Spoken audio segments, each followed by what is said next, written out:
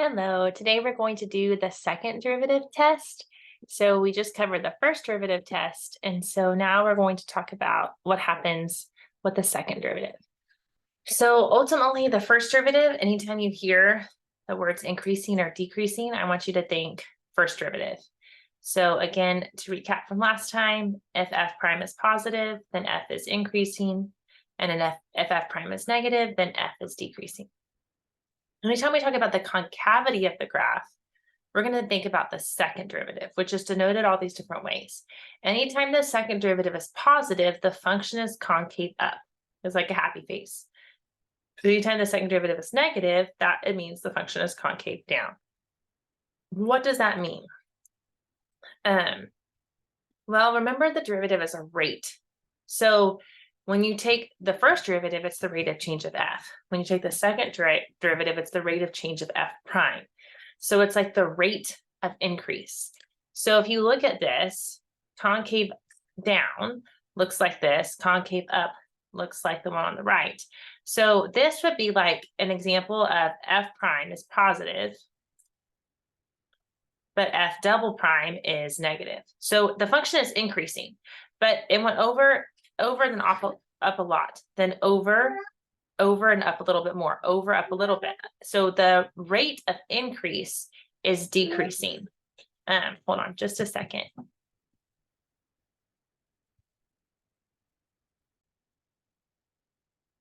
Sorry, y'all. So I was trying to talk about the rate of increase. So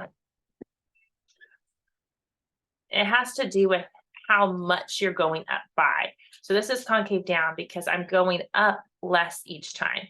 This is concave down, it's decreasing, but see, I decrease a little bit, then I decrease a little bit more. So like my rate of decrease is increasing. Concave down looks like this, concave up looks like this. This is like you're going over and then up a little bit, and then over, up a little bit more, over, up a little bit more, over, up a little bit more. So this amount of increase is increasing. So concave up, but to keep it easy, concave up looks like a happy face, concave down looks like a frowny face. And it's the second derivative. So where on this graph is the function concave down? So we're looking for frowny face. Dropping all the things today. Okay, so concave down would be frowny face. So where do we see concave down? Oh, sorry, we're concave up. So this is concave up right here. This is also concave up. That's concave down. This part's concave up, and this part's concave up. So concave up is everywhere I highlighted in red. It's anywhere that looks like either half of this smiley face. Concave down, I'll do in green. So concave down is here and here. Whereas f double prime positive? Well, that's the same thing. A and C are asking the same question, so it's those same intervals, and B and D are asking the same. And then f prime increasing, those are all asking the same thing. So f prime increasing is the same as f double prime being positive. So C and E are the same, and D and F are the same. So again, to kind of recap this whole idea, if f prime or if f double prime is positive, that means that the function's first derivative is increasing and that the function itself is concave up. And if the second derivative is negative, it means the function's derivative is decreasing and the function is concave down because it's the rate of the rate, okay? So if the second derivative is positive, its prime is increasing. Its original rate was increasing, and that means the function therefore is concave up, and vice versa for concave down. So a lot of times we're asked to determine where a function is concave up and concave down. So basically this is just like what we did with the first derivative test, except we're going to do the second derivative. And instead of critical numbers, we get something called points of inflection. So find the intervals where this function, the key phrase here, we see concave up, concave down, points of inflection. Anytime you see this, I want you to think second derivative. So we take the derivative first. Well, first let's rewrite it. That's x to the 1/3. So the first derivative would be 1/3 x to the negative 2/3. The second derivative, you take the derivative again, so bring the negative 2/3 down, so that'd be negative 2/9 x to the negative 5/3, because you subtract 1 from that exponent. If I rewrite that, I get negative 2 over 9 x to the 5/3. Now, where does this equal 0? When I set a fraction equal to 0, you're just setting the top equal to 0, which in this case, there's never going to be a place where negative 2 equals 0. That doesn't happen. You also need to check does not exist. Does not exist is where the bottom equals 0, and that would give you x equals 0. You put this on a number line just like last time, except we're going to call this double prime, and you test sign of points. So if I plug in -1 into this, -1 to an odd value is going to keep it negative. But we have negative on top, and then it would be negative on bottom, and negative over negative is positive. If I plug in something over here like 1, then this is going to be positive on bottom, but negative on top, so negative, which means the function is concave up and then concave down. So normally we would say that this is a point of inflection. And so let's check, does it exist on the original graph? If I plug in 0 here, do I get a point? Yes. And the cubic function looks like this, if anybody remembers a cube root function, it looks like this. So you can see this function is concave up, and then it's concave down, and we have a point of inflection at x equals 0. So if we want to write where it's concave up, it would say from negative infinity to 0, concave down from 0 to infinity, and the point of inflection is at 0, comma, take 0, plug it into the original function, and you get 0, comma, 0. So it's very similar to what we did the previous unit. So let's find the intervals of increase and decrease, points of inflection. So we take the first derivative, 4x cubed minus 18x squared plus 2. Then you take the second derivative. This is 12x squared minus 36x. And we set this equal to 0. And we look for a GCF. Here we have 12x. So we're left with x minus 3, which gives us x equals 0 and x equals 3 as our possible points of inflection. We put them on a number line, and we call this number line f double prime. We pick points, and we're going to plug them into these factors here and test the signs. So -1 would make this negative and that negative. And a negative times a negative is a positive. If I pick a 1, this would be positive, but that would stay negative because 1 is less than the 3. So I would be negative. And if I pick 5, they both be positive. So what is our conclusion? Our conclusion is that the original function f is concave up,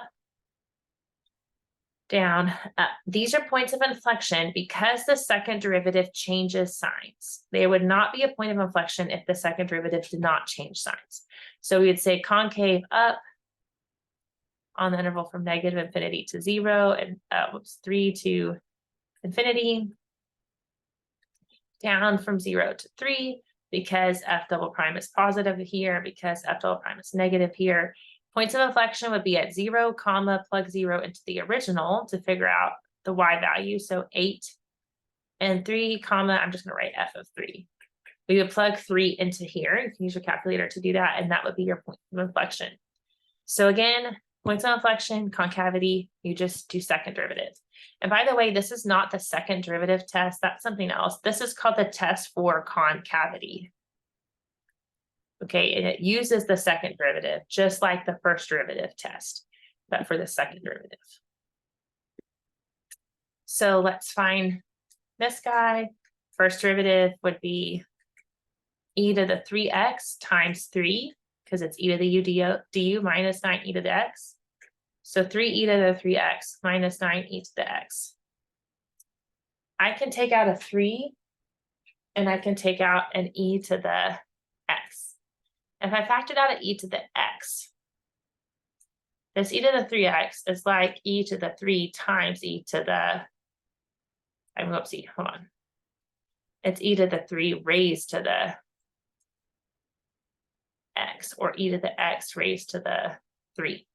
So you could think about it as e to the x, e to the x, e to the x. You could think about e to the 3x as e to the x 3 times, right? So I took out an x, so it's like subtracting. So I would have how many left? I would have e to the 2x minus 3. Okay, so if I factored out one of these, and pulled it out front, I'm left with how many here? 2. X plus x gives us that 2x.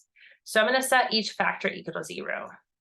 Well, if I divide by 3, I get e to the x equals 0, and that can never happen. When I take the natural log, you can't take the natural log of 0. So there's never a place where e to the x equals 0, because e to the x looks like this. If I set this guy equal to 0, I get e to the 2x equals 3, and then I can natural log both sides, and so I get 2x equals the natural log of 3, because e and natural log undo each other, and then I can divide by 2. So x is natural log of 3 divided by 2, and we don't know exactly what that is, so let's pick 0. That's an easy point from here, 0. This is always positive. If I put 0 here, e to the 0 is 1, and so that would be negative, so this would be negative. And if I pick some huge number like 1,000,000, positive, that would also be positive, so then this would be positive. So this is concave down, concave up, and so we would say concave down from negative infinity to natural log of 3 divided by 2, and then up from natural log of 3 divided by 2 to infinity. Your point of inflection is at this place, and if you needed the y value to go with that, you would plug it in here. So e to the 3 natural log of 3 over 2 minus 9e to the natural log of 3. So what happens with this guy? Let me think of the easiest way to make sense. So that could be written e to the natural log of 3 times 3/2, because that's still the 3/2 here, right? And these cancel, so then I get 3 to the 3/2 minus 9 times 3. And so square root of 3 cubed minus 27. So square root of 27 minus 27 would be the y value for that point. Again, it's a point of inflection if the second derivative, this is the second derivative, if it changes signs. Okay, let's see if we can sketch a graph that looks like this. F of 0 equals -2, f of 1 equals 0, f of 2 equals 4, f prime of 0 equals 0. So let's make a line. F prime of 0 equals 0, 2, 1. This tells us the first derivative is positive between here and here, and between here and here, and then negative here and here. That means the function decreases, increases, then decreases. And then the second derivative is not defined at 1.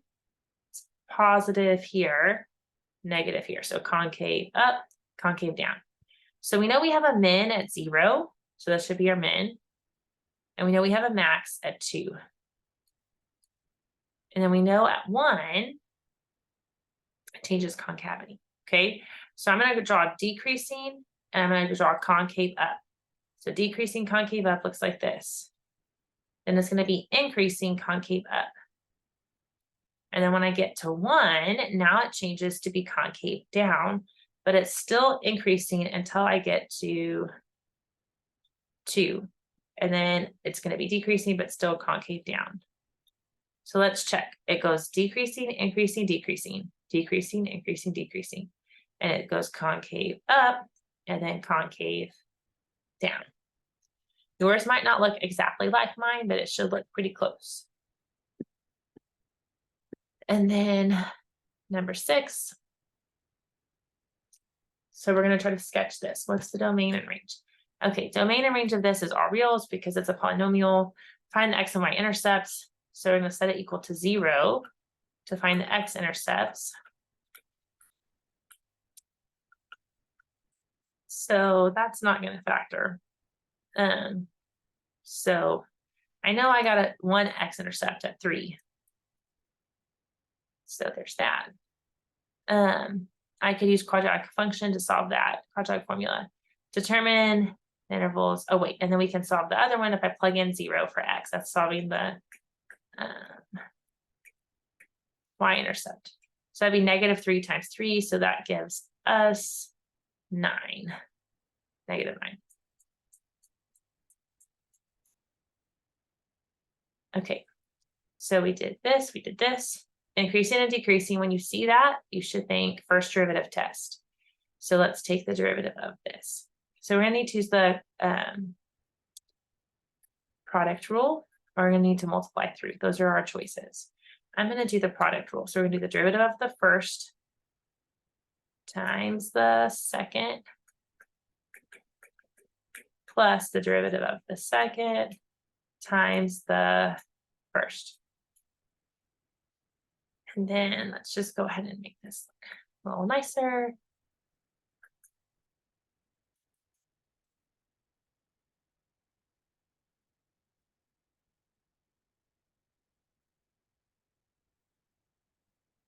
So I got 3x squared, add those together, and then minus 3x minus 3x minus 6x, so minus 12x plus 12. And then what do these all have in common? They all have a 3. So it has to be x minus 2 squared. Okay, so that means that 2 is my critical value. And if I plug in something on the left, I get, it's going to be a squared. So it's going to be positive no matter what. That means my function is always increasing.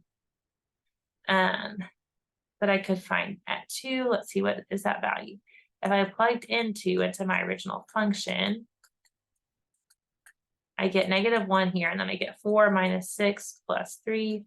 So -1 times -2 plus 3 times 1, so -1. Okay, so I know the function's increasing and still increasing. And then if I want to find concavity, I find the derivative again. So here's my first derivative. I'm going to find the derivative again. So the second derivative, let me switch colors, it'll be 6x minus 12. If I set that equal to 0, I'll get x equals 2 again. And so if I test my points, 0 would give me something negative and then positive, so concave down and then concave up. So this function is going to be concave down and then concave up.